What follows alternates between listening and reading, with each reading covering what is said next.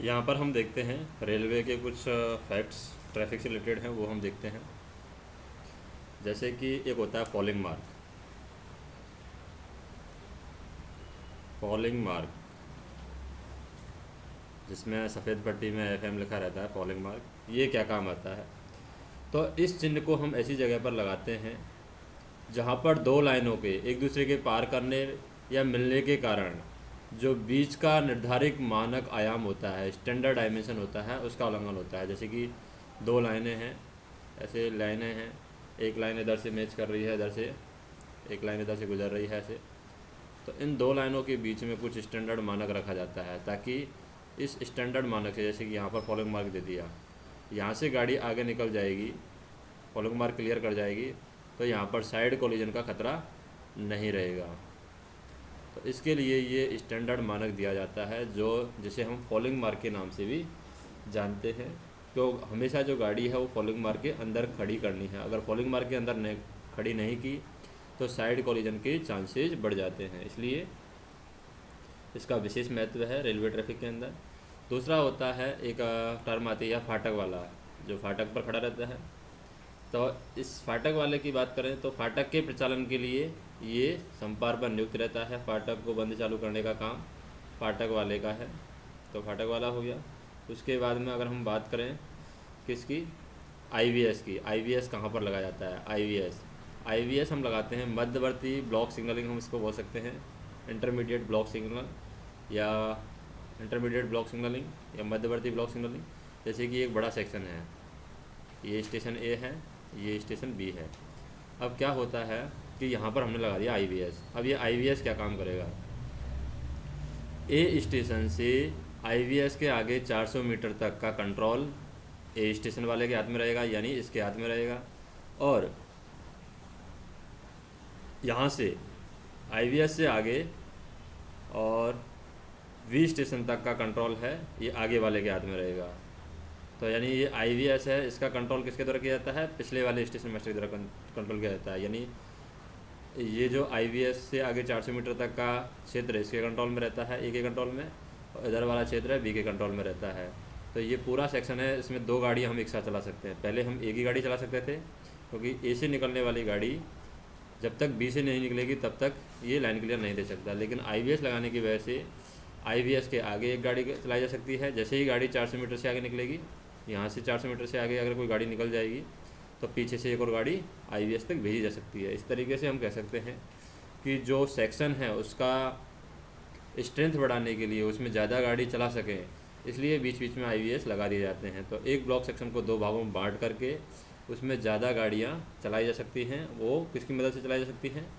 IVS की मदद से हम ज़्यादा गाड़ियाँ चला सकते हैं।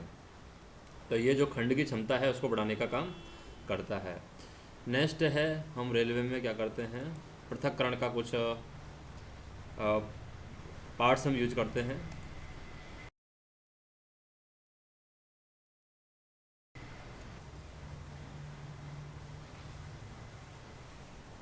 पृथक्करण के, यानी कि जब गाड़ी को हमें कहीं कहीं खड़ा करना है तब वहाँ पर हम इनका इस्तेमाल करते हैं, पृथक्करण के जो भी पार्ट्स हैं। तो ये 5 यहाँ पर पॉइंट हैं। एक तो होता है सैंड हम्प। सैंड हम्प किस तरीके से होता है? यानी हम कह सकते हैं सैंड हम्प में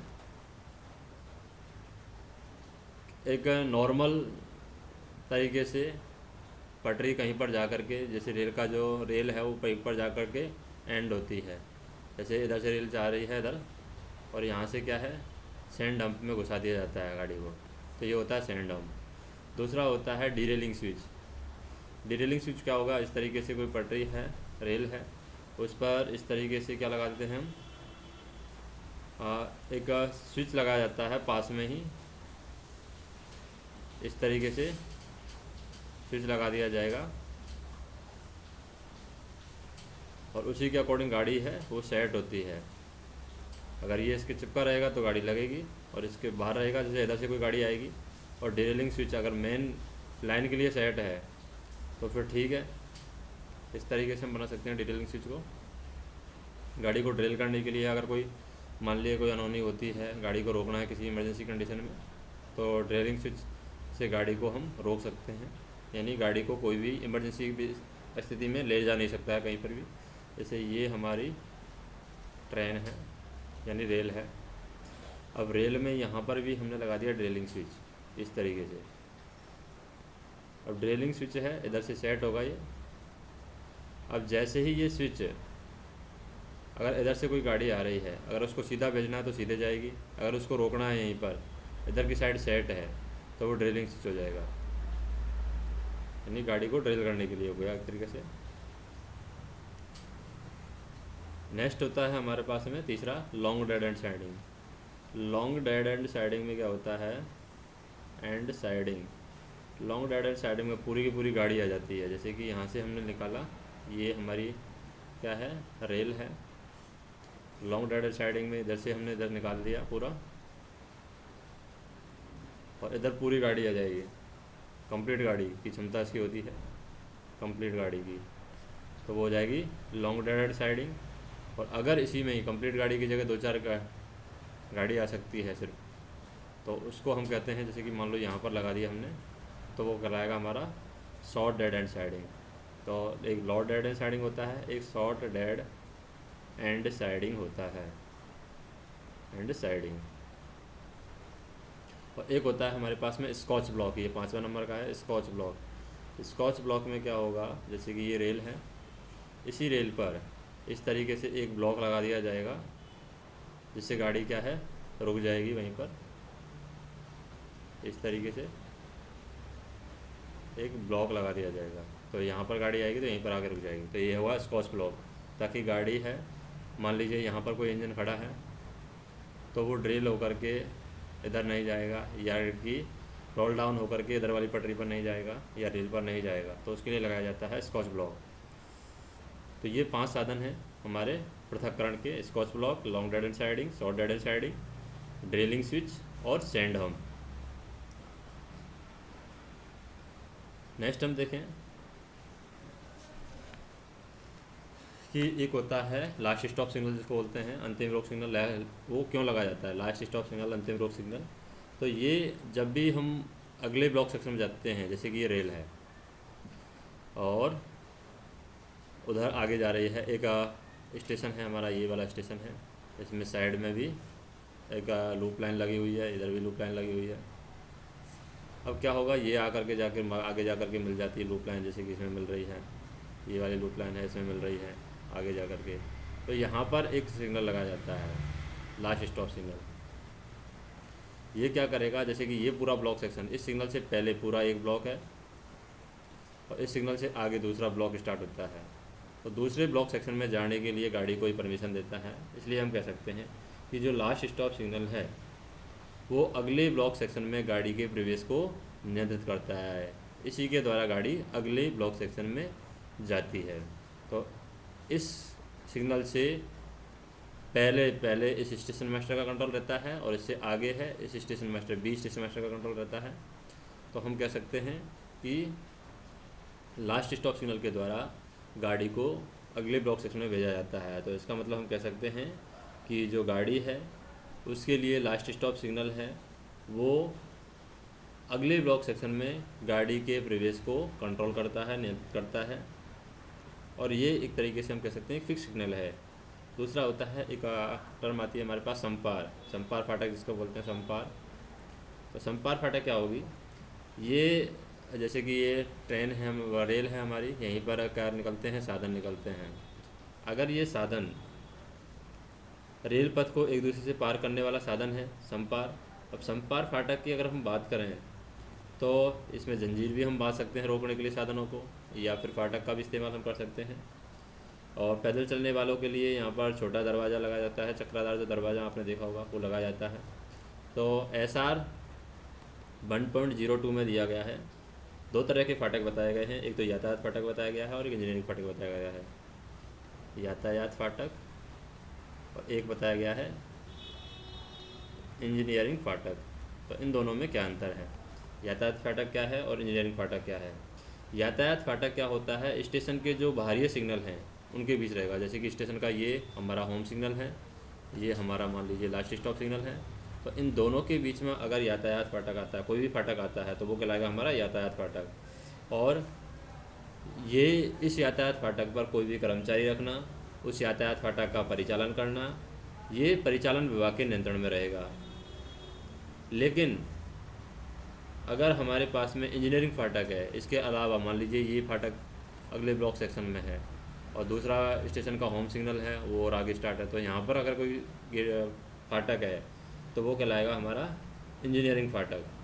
यानी यातायात फाटक के अलावा जो भी फाटक हैं वो इंजीनियरिंग फाटक कहलाते हैं।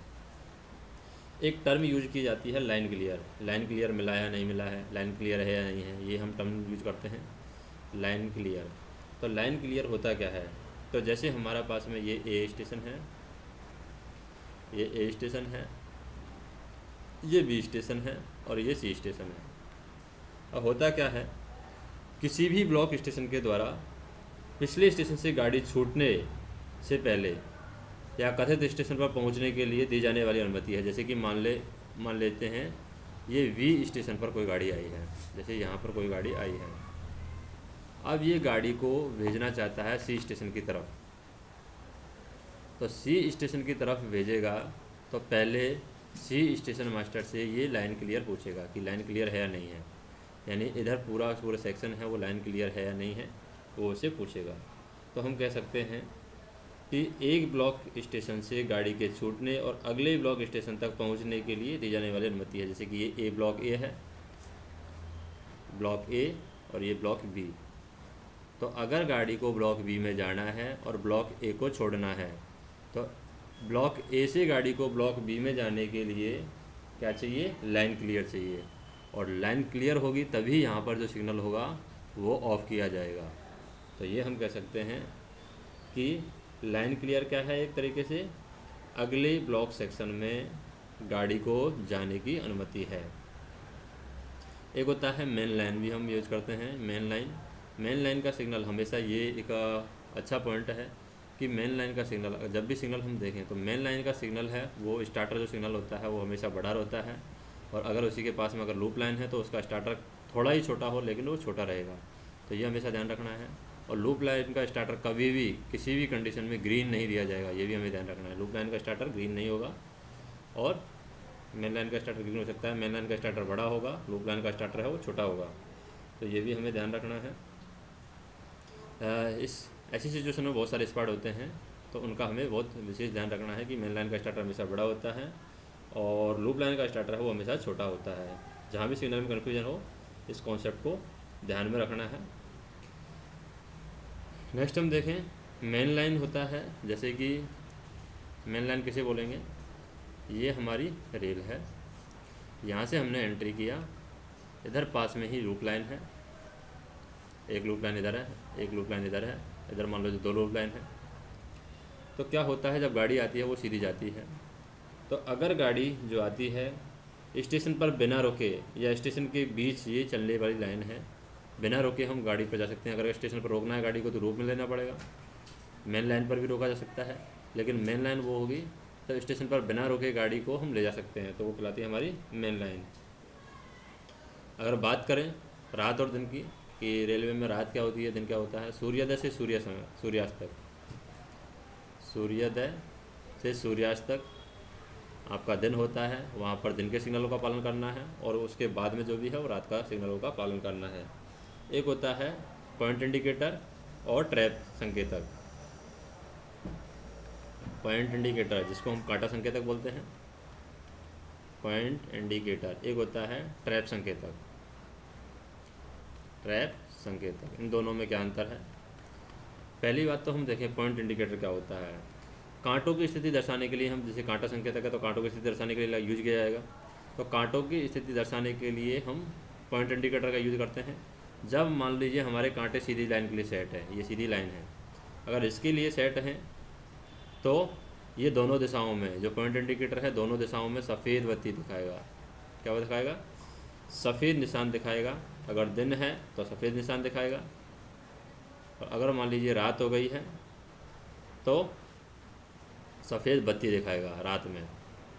अगर इन जो पॉइंट है हमारे टर्न आउट के लिए सेट है, मान लीजिए हमारे पॉइंट किसके लिए सेट है, टर्न आउट के लिए सेट है, तो टर्न आउट के लिए सेट होने पर दोनों दिशाओं में ये या दिन है तो कोई निशान नहीं दिखाएगा, दिन में कोई निशान नहीं दिखाएगा, और अगर रात है तो रात में हरी बत्ती अवश्य यहाँ पर दिखानी चाहिए।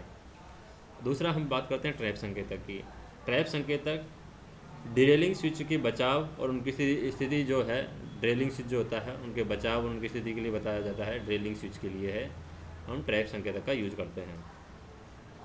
जब स्विच खुला हुआ हो तो दोनों दिशाओं में ये, अगर हमारा जैसे कि ये ट्रेन है यानी कि रेल है और इसमें ड्रेलिंग स्विच मान लीजिए खुला हुआ है, अगर ड्रेलिंग स्विच खुला हुआ है तो ये दोनों दिशाओं में क्या बताएगा, लाल बताएगा। अगर ड्रेलिंग स्विच खुला हुआ है यानी गाड़ी ड्रेल हो सकती है, लाल है। और जब अगर ड्रेलिंग स्विच बंद है हमारा तो कोई निशान नहीं दिखाएगा, दिन में तो कोई निशान नहीं दिखाएगा, लेकिन रात में क्या दिखाएगा, रात में हरी बत्ती ज़रूर दिखाएगा, यानी हरी बत्ती अवश्य दिखानी चाहिए। नेक्स्ट हम देखें, नेक्स्ट टॉपिक आता है हमारा शंटिंग के बारे में। शंटिंग क्या चीज़ है? शंटिंग इस्तेमाल हम यूज़ करते हैं कि इंजन सहित या उसके बिना किसी वाहन या वाहनों को किसी इंजन या किसी जो वाहन है गाड़ी के साथ जोड़ने काटना, यानी गाड़ी को जोड़ना काटना, इंजन को एक जगह से दूसरी जगह पर ले जाना, ये सभी किस में आ जाता है, शंटिंग में आ जाता है। और ये शंटिंग के लिए इनका इस्तेमाल किया जाता है। एक होता है वर्ड स्टेशन सीमा। स्टेशन सीमा क्या होती है? तो ये किसी स्टेशन मास्टर के नियंत्रण में होता है। स्टेशन के जो बाह्यतम सिग्नल है उनके बीच का स्थान, जैसे कि मान लीजिए ये स्टेशन है, ये बी स्टेशन है, तो ए स्टेशन पर मान लीजिए यहाँ पर होम सिग्नल लगा हुआ है और यहाँ पर लास्ट स्टॉप सिग्नल लगा हुआ है, तो इसके जो बीच का भाग है वो कहलाता है हमारा स्टेशन सीमा। यानी स्टेशन के जो बाह्यतम सिग्नल है उनके बीच का भाग हमारा क्या कहलाता है, स्टेशन सीमा कहलाता है। अब अगर डबल लाइन है हमारा, मान लीजिए रेल हमारी डबल लाइन है, तो जाने की दिशा में अलग स्टेशन सीमा होगी, आने की दिशा में अलग स्टेशन सीमा होगी, क्योंकि स्टेशन सीमा होम से लास्ट स्टॉप सिग्नल के लिए होगी और इधर से भी हम देखें होम से लास्ट स्टॉप सिग्नल के लिए होगी, तो अलग अलग स्टेशन सीमा हो सकती है। अब हम बात करें स्टेशन सेक्शन की। स्टेशन सेक्शन क्या होता है? स्टेशन सेक्शन में हम मान लीजिए कि वी क्लास स्टेशन की बात करते हैं, तो जैसे दोहरी लाइन व्यवस्था है, ये दोहरी लाइन व्यवस्था है, तो दोनों दिशाओं में होम सिग्नल और अंतिम रोक सिग्नल के बीच का भाग हमारा जो होता है, जैसे इधर हमारा होम सिग्नल यहाँ पर लगा हुआ है, इधर हमारा लास्ट स्टॉप सिग्नल यहाँ पर लगा हुआ है, इधर हमारा होम सिग्नल यहाँ पर लगा हुआ है, इधर हमारा लास्ट स्टॉप सिग्नल यहाँ पर लगा हुआ है। तो होम सिग्नल से लास्ट स्टॉप सिग्नल ये वाला क्रॉस में ये होगी हमारी जो भी ज़्यादा दूर हो वो कहलाता है हमारा स्टेशन सेक्शन। अगर एक गहरी लाइन व्यवस्था है तो एक गहरी लाइन व्यवस्था मान लीजिए सिर्फ एक ही लाइन है, एक लाइन है, तो उसमें क्या होगा, शंटिंग लिमिट बोर्ड, अगर हमारा मान लीजिए कोई शंटिंग लिमिट बोर्ड लगा हुआ है, शंटिंग लिमिट बोर्ड या फिर लास्ट स्टॉप सिग्नल लगा हुआ है, उसके बीच का भाग हमारा कहलाएगा स्टेशन सीमा, स्टेशन सेक्शन कहलाएगा। शंटिंग लिमिट बोर्ड या अगर मान लीजिए लास्ट स्टॉप सिग्नल नहीं है तो होम सिग्नल के बीच का भाग है वो हमारा क्या कहलाएगा, स्टेशन सेक्शन कहलाएगा। और अगर हमारे पास में ना होम सिग्नल है, शंटिंग लिमिट बोर्ड भी नहीं है, अग्रिम प्रस्थान सिग्नल भी नहीं है, तो बाहरीतम जो सम्मुख कांटे हैं उनके बीच का भाग, बाहरीतम जो सम्मुख कांटे होंगे उनके बीच का भाग है हमारा, वो कहलाएगा स्टेशन सेक्शन। स्टेशन सेक्शन तो ये तीन स्थितियाँ हैं एक कैरी लाइन में। तो या अगर शंटिंग लिमिट बोर्ड या अग्रिम प्रस्थान सिग्नल है यदि कोई है तो उनके बीच का भाग हो जाएगा। अगर शंटिंग लिमिट बोर्ड और लास्ट स्टॉप सिग्नल है तो उनके बीच का भाग हो जाएगा स्टेशन सेक्शन एक कैरी लाइन में। अगर शंटिंग लिमिट बोर्ड और अग्रिम प्रस्थान सिग्नल दोनों नहीं है तो हम क्या कर सकते हैं, होम सिग्नल के बीच का भाग हो जाएगा। और यदि होम सिग्नल और शंटिंग लिमिट बोर्ड दोनों ही नहीं है तो वहाँ पर बाहरीतम जो सम्मुख कांटे हैं उनके बीच का भाग हो जाएगा। ये तो हो गया हमारा दो संकेतिक सिग्नल व्यवस्था वाला बी क्लास स्टेशन है, वहाँ पर स्टेशन सेक्शन। अगर हमारा बहुसंकेतिक सिग्नल व्यवस्था पे बी क्लास स्टेशन है तो वहाँ पर क्या होगा, अगर दोहरी लाइन है इस तरीके से, तो स्टेशन के दोनों बाह्यतम सम्मुख कांटे या अंतिम रोक सिग्नल के बीच का भाग, जैसे कि इधर से मान लीजिए ये लास्ट स्टॉप सिग्नल है, इधर से ये लास्ट स्टॉप सिग्नल है, तो इन दोनों के बीच का भाग हमारा कहलाएगा स्टेशन सेक्शन। स्टेशन के दोनों ओर यदि ब्लॉक सेक्शन लिमिट बोर्ड लगे हों तो उनके बीच, उनके और अंतिम रोक सिग्नल के बीच का भाग, अगर मान लीजिए जैसे दोहरी सिग्नल व्यवस्था है तो BSLV बोर्ड लगाता है, ब्लॉक सेक्शन लिमिट बोर्ड, उसके बीच और लास्ट स्टॉप सिग्नल के बीच का भाग है वो कहलाता है हमारा स्टेशन सेक्शन।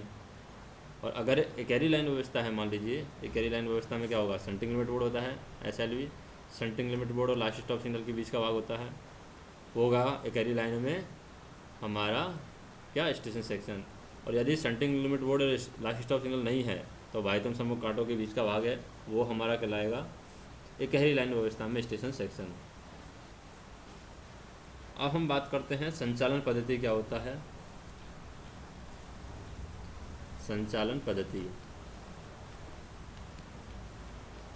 तो संचालन पद्धति में बताया गया है कि रेल का कोई भी भाग गाड़ियों के संचालन के लिए उस समय जो पद्धति अपनाई जाती है, रेल संचालन के लिए जो पद्धति अपनाई जाती है उसे हम संचालन पद्धति कहते हैं रेल संचालन के लिए।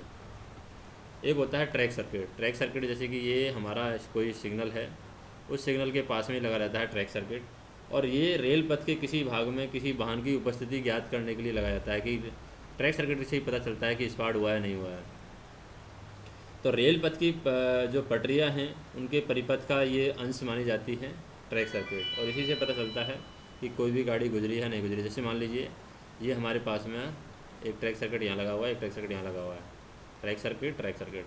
मान लीजिए इस ट्रैक सर्किट से टोटल 50 व्हीकल निकले या 50 व्हील निकले, तो इस ट्रैक सर्किट से भी 50 व्हीकल निकलने चाहिए। अगर मान लीजिए इससे 48 व्हीकल निकले तो ये यहाँ से 2 व्हीकल इसमें रह जाएंगे और यहाँ पर लाइन क्लियर नहीं मिल पाएगा, क्योंकि तब तक 50 व्हीकल नहीं निकलेंगे तब तक लाइन क्लियर नहीं मिल पाएगा।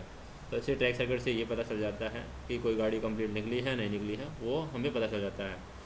नेक्स्ट है fog safe device. Fog safe device ये क्या चीज़ है, तो ये आती हुई गाड़ी के लोको पायलट को सिग्नल की पूर्व सूचना देने के लिए है ये फॉग सेफ डिवाइस, ताकि सिग्नल की पूर्व सूचना लोको पायलट को दी जा सके। लोकोमोटिव की कैब में ही लगाया जाता है फॉग सेफ डिवाइस, और इसका उपयोग हम कहाँ करते हैं, ख़राब मौसम में अगर दस्ता साफ़ है, ख़राब मौसम में दस्ता साफ़ होने पर हम फॉग सेफ डिवाइस का उपयोग करते हैं। एक हम लेते हैं यातायात ब्लॉक। यातायात ब्लॉक कभी कभी रेलवे के द्वारा लिया जाता है। यातायात ब्लॉक क्या होता है, किसी लाइन के विशेष हिस्से को सभी प्रकार के यातायात संचालन के लिए रोक देते हैं। जैसे कि ये रेल है हमारी, यहाँ पर मान लीजिए कोई OHA का काम करना है तो इस हिस्से को पूरे संचालन रेल संचालन के लिए रोक दिया जाएगा।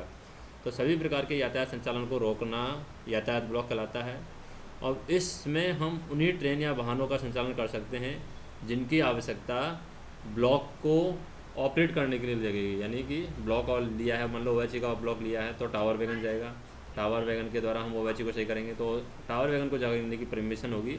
बाकी यातायात संचालन हम सभी प्रकार का इसके अंदर रोक देते हैं।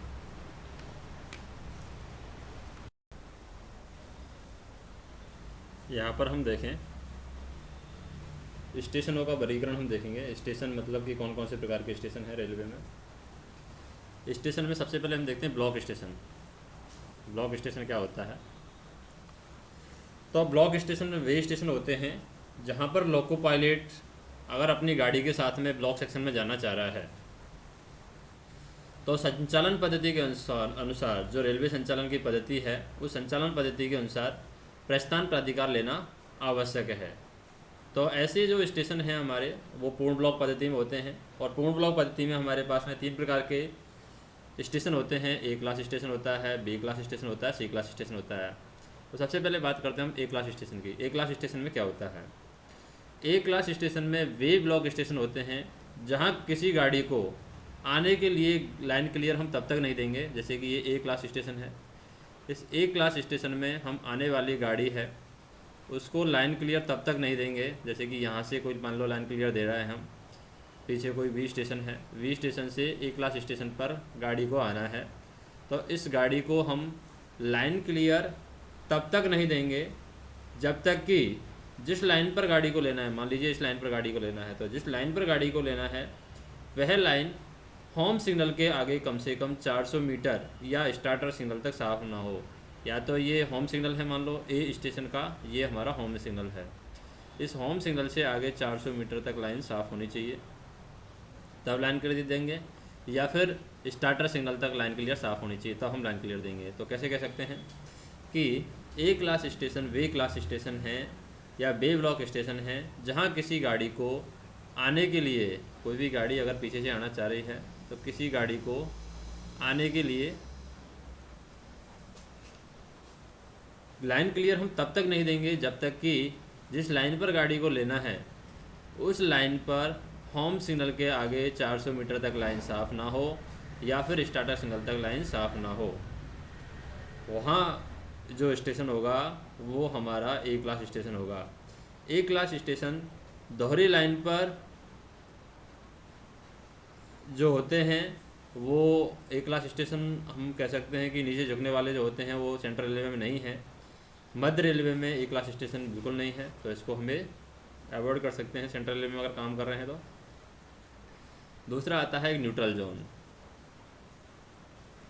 न्यूट्रल जोन एक न्यूट्रल सेक्शन होता है, एक न्यूट्रल जोन होता है। तो न्यूट्रल जोन है वो ए क्लास स्टेशन में पाया जाएगा, जहाँ पर हम कह सकते हैं कि ए क्लास स्टेशन पर स्टार्टर सिग्नल के अतिरिक्त क्या होता है, एडवांस स्टार्टर सिग्नल भी लगा हुआ, स्टार्टर सिग्नल भी लगा हुआ है, एडवांस स्टार्टर सिग्नल भी लगा हुआ है। तो क्या होता है, स्टार्टर सिग्नल और एडवांस स्टार्टर सिग्नल के बीच का भाग है वो कहलाता है हमारा ए क्लास स्टेशन पर न्यूट्रल जोन। क्यों कहलाता है न्यूट्रल जोन? क्योंकि ये जो भाग है अगले और पिछले किसी भी ब्लॉक में सम्मिलित नहीं होता है, क्योंकि पिछला ब्लॉक यहाँ पर ख़त्म हो जाएगा, अगला ब्लॉक यहाँ से स्टार्ट होगा, तो ये दोनों ही ब्लॉक में नहीं आता है, इसलिए हम इसको बोलते हैं न्यूट्रल जोन। और अगर पिछला ब्लॉक सेक्शन स्टार्टर सिग्नल पर समाप्त हो जाता है तो अगला ब्लॉक सेक्शन है वो एडवांस स्टार्टर से प्रारंभ हो जाता है, इस वजह से न्यूट्रल जोन का यहाँ पर कोई इस्तेमाल नहीं है, यानी ये जोन किसी भी ब्लॉक सेक्शन में नहीं आ रहा है, इसलिए हम इसको बोलते हैं न्यूट्रल जोन। अब बात करते हैं दूसरे प्रकार के स्टेशन की, जो है हमारा V class station. V class station, V class station में क्या होता है, ये वो ब्लॉक स्टेशन हैं जो स्टेशन सेक्शन अवरुद्ध होने के बावजूद भी, मान लीजिए ये हमारा मेन लाइन है, ये लूप लाइन है, ये लूप लाइन है, यहाँ पर कोई गाड़ी खड़ी है तो ये स्टेशन सेक्शन अवरुद्ध है, तो वी क्लास स्टेशन जो हैं वो वे ब्लॉक स्टेशन है जहाँ स्टेशन सेक्शन अवरुद्ध होने के बावजूद भी किसी गाड़ी को आने के लिए लाइन क्लियर दे सकते हैं। क्योंकि इधर से मान लीजिए कोई गाड़ी आना चाह रही है तो इस गाड़ी को लाइन क्लियर हम दे सकते हैं। कैसे लाइन क्लियर देंगे? क्योंकि इस गाड़ी को हम लूप लाइन में ले लेंगे, तो हम कह सकते हैं कि वी क्लास स्टेशन ऐसे स्टेशन होते हैं जहाँ पर स्टेशन सेक्शन अवरुद्ध होने के बावजूद भी हम किसी गाड़ी को आने के लिए लाइन क्लियर दे सकते हैं, वो कहलाते हैं हमारे वी क्लास स्टेशन। नेक्स्ट है हमारा सी क्लास स्टेशन। क्या है? सी क्लास स्टेशन। सी क्लास स्टेशन में क्या होगा? सी क्लास स्टेशन वे ब्लॉक आते हैं यहाँ जहाँ गाड़ी को लाइन क्लियर तब तक नहीं दे सकते हैं हम। जैसे ये एक स्टेशन है, ये सी क्लास का स्टेशन है सी, यहाँ पर कोई स्टेशन है वी, यहाँ पर कोई स्टेशन है ए। तो सी क्लास स्टेशन पर हम गाड़ी को, यहाँ से कोई गाड़ी आ रही है, इस गाड़ी को लाइन क्लियर तब तक नहीं देंगे जब तक कि ठीक पहले वाली गाड़ी है, जो ठीक पहले वाली गाड़ी, जैसे कि पहले जो गाड़ी आई है यहाँ पर, ये पहले वाली गाड़ी जो पूरी गाड़ी है, पहले जाने वाली पूरी गाड़ी होम सिग्नल से, ये होम सिग्नल है मान लो सी क्लास स्टेशन पर, सी क्लास स्टेशन पर सिर्फ होम सिग्नल ही होता है, स्टार्टर एडवांस स्टार्टर कुछ नहीं होता है। होम सिग्नल से 400 मीटर आगे नहीं निकल गई हो, अगर ये गाड़ी होम सिग्नल से 400 मीटर आगे पूरी की पूरी निकल जाती है तभी हम पीछे वाली गाड़ी को लाइन क्लियर देंगे। या फिर 400 मीटर निकल गई हो या निकल करके चलती जा रही हो, तो इसके अंतर्गत हम मध्यवर्ती ब्लॉक पोस्ट IVS जो है हमारे, वो हमारे इसी सिद्धांत पर काम करते हैं। जो सी क्लास का स्टेशन है इसी पर काम करते हैं, तो IVS भी हमारा एक तरीके से सी क्लास का स्टेशन है, क्योंकि IVS में भी लाइन क्लियर हम तब तक देते हैं, जैसे कि ये वी स्टेशन है हमारा और ये हमारा ए स्टेशन है, बीच में हम IVS लगा देते हैं। तो IVS में लाइन क्लियर तब तक नहीं दिया जाता जब तक कि कोई भी गाड़ी IVS से आगे 400 मीटर से आगे नहीं निकल गई हो। तो जैसे ही कोई गाड़ी 400 मीटर से आगे निकल जाती है तो हम पीछे से लाइन क्लियर दे सकते हैं गाड़ी को। तो इसी कॉन्सेप्ट पर बेस ये काम करता है सी क्लास स्टेशन, IBS वाले कॉन्सेप्ट पर ही काम करता है। तो यहाँ पर हम सी क्लास स्टेशन में जो पीछे आने वाली गाड़ी है उसको लाइन क्लियर तब तक नहीं देंगे जब तक कि पहले आने वाली गाड़ी होम सिग्नल से 400 मीटर आगे नहीं निकल गई हो या आगे निकल करके चलती जा रही हो, तो हम पीछे वाली गाड़ी को लाइन क्लियर दे सकते हैं। कुछ होते हैं हमारे पास में स्पेशल क्लास के स्टेशन। स्पेशल क्लास के स्टेशनों में क्या होगा, जैसे हमारे पास में संचालन रेलवे का जो संचालन है उसमें हमने देखा A class station, B class station, C class station, D class station. इनकी शर्तों के इन चारों क्लास के जो स्टेशन होते हैं इन शर्तों के अंदर नहीं आते हैं। ऐसे स्टेशनों को हम स्पेशल क्लास स्टेशन कहते हैं। इनके अलावा जो भी स्टेशन है वो स्पेशल क्लास स्टेशन कहलाएंगे हमारे। और स्पेशल क्लास स्टेशन है ये स्टेशन संचालन जो नियम होते हैं, station working rule, SWR station working rule, उन स्टेशन संचालन नियमों को रेल संरक्षा आयुक्त के द्वारा नियुक्त किया जाता है, यानी कि रेलवे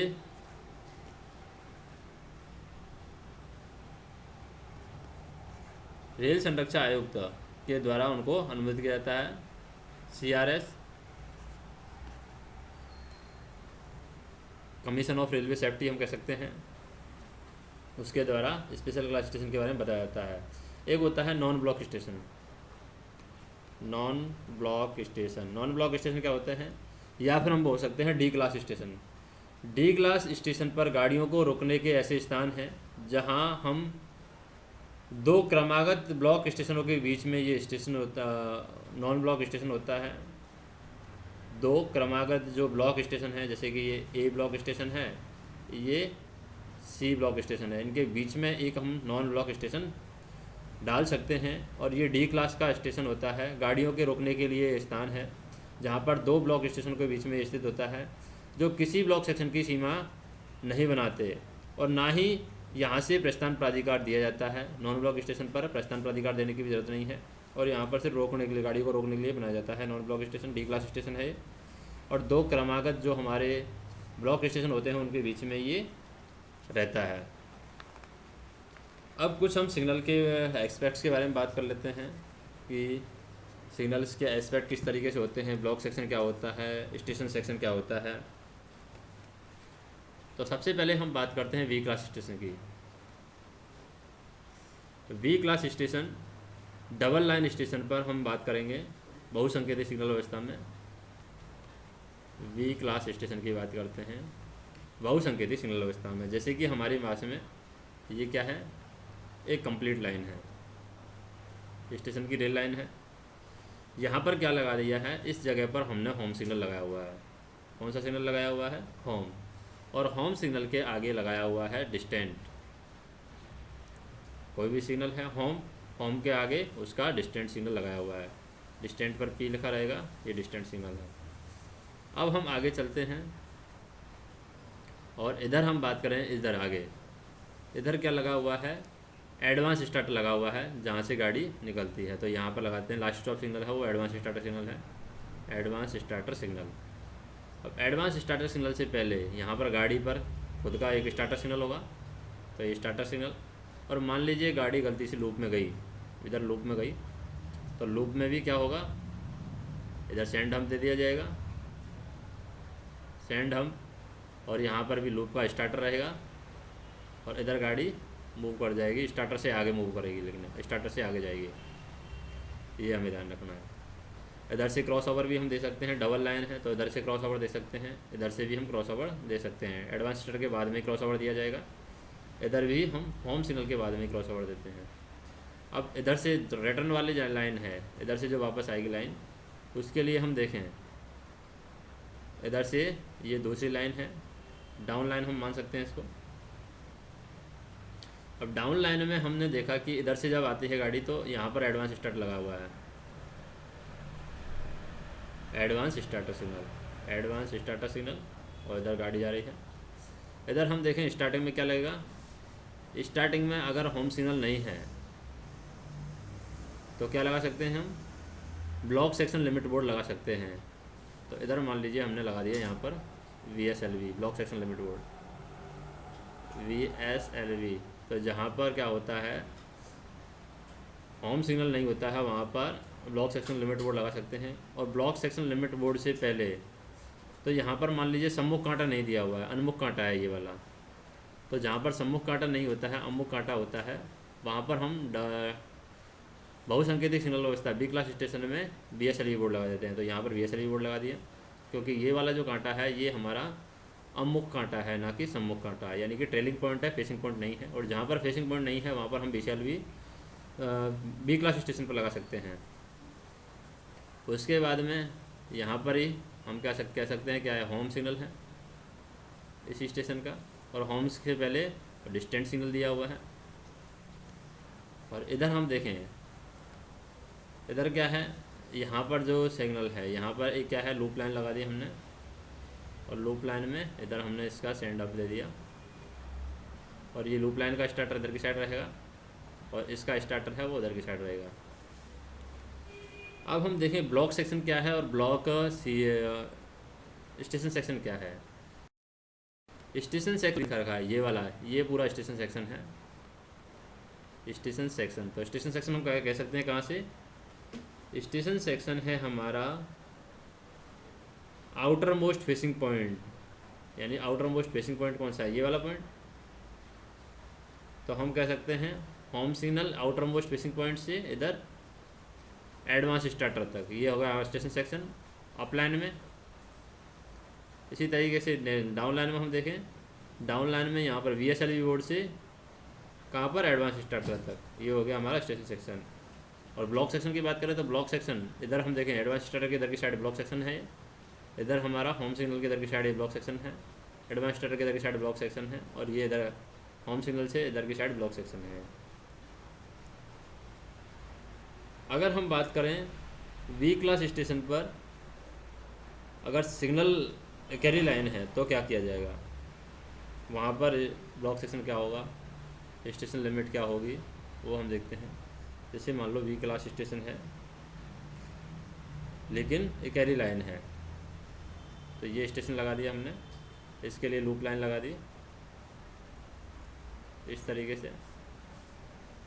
यहाँ पर एक सैंड हम्प लगा हुआ है, इधर भी एक सैंड हम्प लगा दिया इस तरीके से, ये 4 सैंड हम्प लगा दिए एक कैरी लाइन पर। अब इनके लिए स्टार्टर भी लगा दिया, यहाँ पर स्टार्टर लगा दिया, इधर से गाड़ी आएगी तो स्टार्टर लगा दिया, और अगर इधर से गाड़ी आती है तो इधर भी स्टार्टर लगा दिया, अगर इधर गाड़ी जाती है तो इधर स्टार्टर लगा दिया हमने, इधर स्टार्टर लगा दिया, इधर भी स्टार्टर लगा दिया, और ये आगे हम बढ़ गए हैं। इधर हमारी facing outer most facing point हो गया ये। आउटर मोस्ट फेसिंग पॉइंट पर हम क्या करते हैं, या तो एडवांस स्टार्टर लगा दिए या सेंटिंग लिमिट बोर्ड लगा देते हैं। या तो एडवांस स्टार्टर लगा सकते हैं या हम सेंटिंग लिमिट बोर्ड लगा सकते हैं, SLV सेंटिंग लिमिट बोर्ड। और ये होम सिग्नल से 180 मीटर पहले लगाया जाता है। ये हमारा होम सिग्नल है, तो इस होम सिग्नल से 180 मीटर पहले सेंटिंग लिमिट बोर्ड या एडवांस स्टार्टर लगाया जाता है, और उसके बाद में इधर डिस्टेंट सिग्नल होगा।